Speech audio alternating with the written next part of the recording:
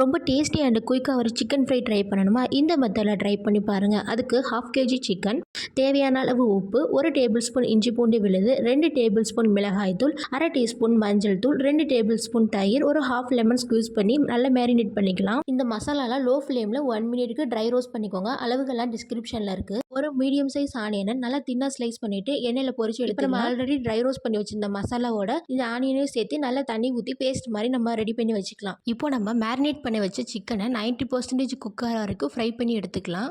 Next ஒரு பேனில் 3 table spoon எண்ணெய், கொஞ்சமாக சோம்பு, 1 டேபிள் ஸ்பூன் இஞ்சி பூண்டு பேஸ்ட்டு, நம்ம ஆல்ரெடி ரெடி பண்ணி வச்சிருந்த பேஸ்ட்டு எல்லாத்தையும் சேர்த்து நல்லா கலந்து விட்டு ஒரு 2 மினிட்ஸ் ஃப்ரை பண்ணதுக்கப்புறமா நம்ம ஆல்ரெடி ரெடி பண்ணி வச்சுருந்த சிக்கனையும் இதில் ஆட் பண்ணிக்கலாம். இப்போ ஒரு 3 to 5 மினிட்ஸ் மட்டும் இதை குக் பண்ணால் போதும். சூப்பராக சிக்கன் ஃப்ரை ரெடி ஆயிரும். சீசனிங் செக் பண்ணிவிட்டு சால்ட் ஆட் பண்ணிக்கோங்க. செமி கிரேவியாகவும் ட்ரை பண்ணலாம், சிக்கன் ஃப்ரையாகவும் ட்ரை பண்ணலாம். ரெண்டுமே சூப்பராக இருக்கும். நீங்களும் ட்ரை பண்ணி பாருங்கள். Thank you so